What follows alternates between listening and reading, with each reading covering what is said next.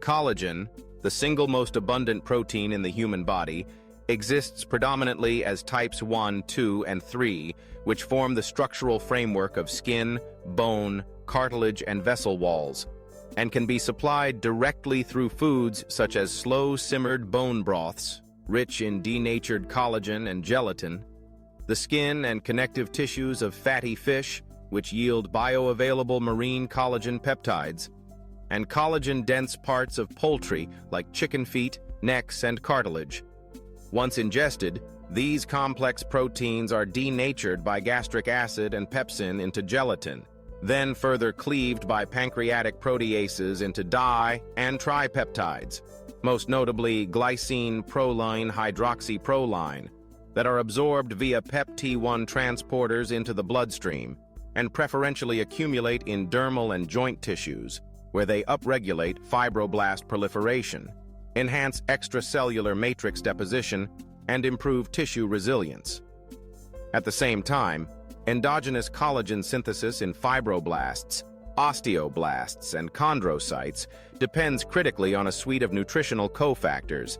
Vitamin C is required by prolyl and lysyl hydroxylases to hydroxylate proline and lysine residues, a step essential for stable triple helix formation and whose impairment leads to scurvy's hallmark tissue fragility.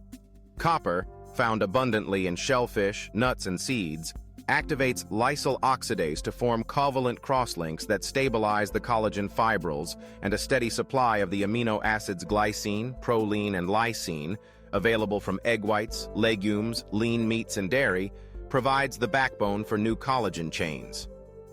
Furthermore, sulfur-containing foods such as garlic, onions, and cruciferous vegetables contribute to disulfide bond formation and protect against excessive breakdown, while antioxidants, polyphenols from green tea, pomegranate and berries, and carotenoids from tomatoes and carrots, suppress matrix metalloproteinases that degrade collagen and neutralize reactive oxygen species that would otherwise damage newly formed fibers. Clinical trials have demonstrated that a combined regimen of 5G daily hydrolyzed collagen peptides plus 100-200 mg vitamin C, alongside a diet supplying 0.8 to 1.0 kg body weight of high-quality protein and trace minerals, leads to measurable improvements in skin hydration, elasticity, and collagen-rich foods begin with bone broth, a time-honored preparation in which animal bones, whether beef, chicken, turkey, or venison, are simmered for 12 to 48 hours in water with a splash of acid, such as vinegar, to liberate the maximum amount of type I and III collagen, gelatin, and glycosaminoglycans. The longer the cook time, the more of the collagenous matrix dissolves into the broth, yielding a viscous, protein-dense elixir that provides not only collagen peptides, but also calcium, magnesium, and phosphorus in easily absorbable forms. Whole fish, particularly salmon, cod, and mackerel, deliver marine collagen that naturally concentrates in skin, scales, and connective tissues. If you poach or roast the fish intact with skin on, you capture the highest proportion of type I marine collagen. Alternatively, fish skins can be dehydrated and hydrolyzed into powders rich in low molecular weight peptides, 500 to 3000 Da, that demonstrate superior bioavailability and preferential homing to dermal fibroblasts. Poultry sources such as chicken feet, necks, and cartilage are another reservoir of type 2 collagen, the predominant form in cartilage and joint tissues. Simmering these parts in a light broth releases chondroitin sulfate, hyaluronic acid, and collagen, which together support joint lubrication and synovial membrane health. For those who prefer a more gourmet approach, cuts like pork trotters or pig's ear yield dense collagenous tissues that can be braised or slow roasted and then shredded into salads or stews, providing a textural counterpart to the gelatin-rich liquids.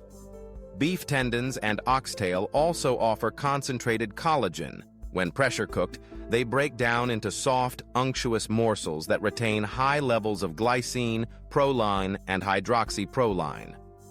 It is important to note that the amino acid profile differs slightly between sources.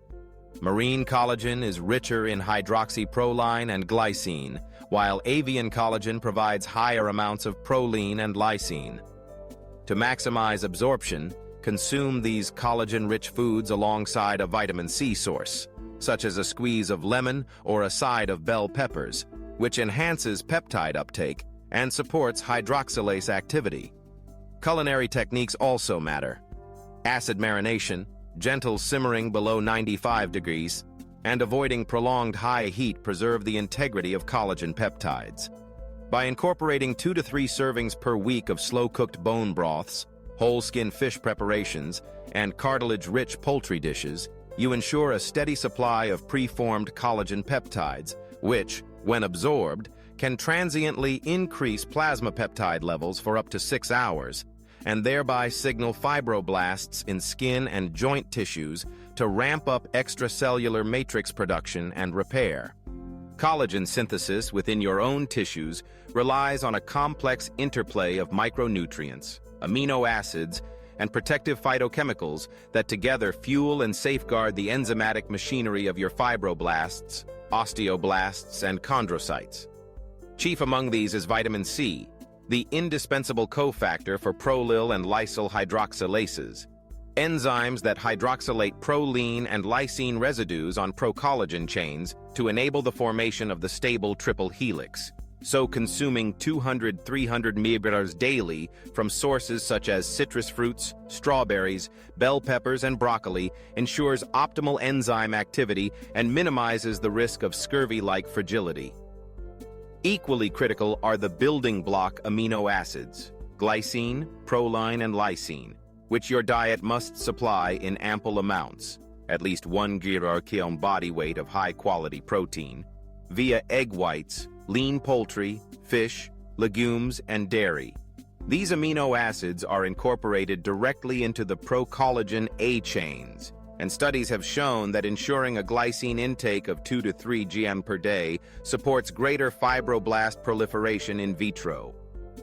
Copper, at a daily intake of approximately 1 mg, catalyzes lysyl oxidase-mediated cross-linking of matured collagen fibrils, imparting tensile strength, and can be sourced from shellfish, nuts, seeds, and organ meats. Without adequate copper, newly formed collagen remains disorganized and prone to mechanical failure. Sulfur, provided by garlic, onions, and cruciferous vegetables, contributes disulfide bonds that stabilize extracellular matrix molecules, while antioxidants, including the polyphenols in green tea, pomegranate, and dark berries, and the carotenoids in tomatoes, carrots, and leafy greens,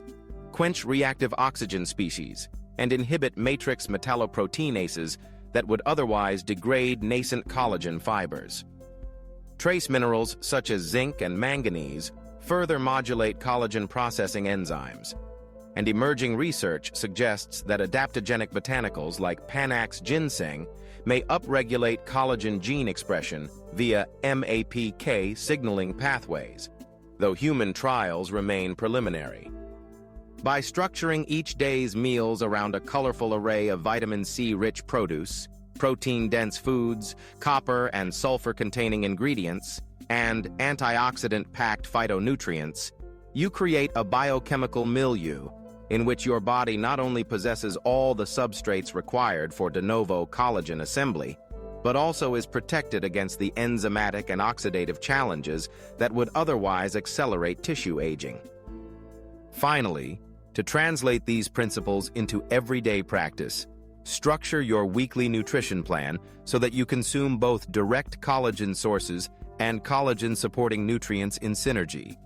Aim for 2 to 3 servings of slow-cooked bone broths or marine collagen-rich fish preparations, such as poached salmon with skin or dehydrated fish skin powders, spaced evenly throughout the week, each accompanied by a side of vitamin C-rich produce. Think a squeeze of lemon juice over your broth or a salad of bell peppers and broccoli to optimize peptide uptake and hydroxylase activity.